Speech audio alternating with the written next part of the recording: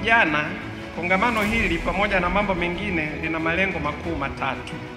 Lengo la kwanza ni kuwajengea ujuzi na uwezo vijana kuweza kushiriki katika mabadiliko ya kijamii na kiuchumi.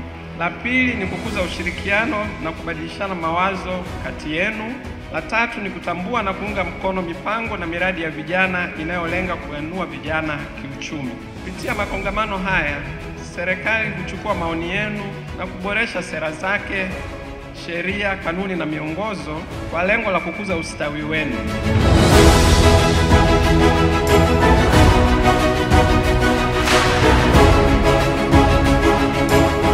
Sisi wazazi na ambaye tumehudhuria humu tukawe maambasada kwa majirani, ndugu, jamaa na marafiki.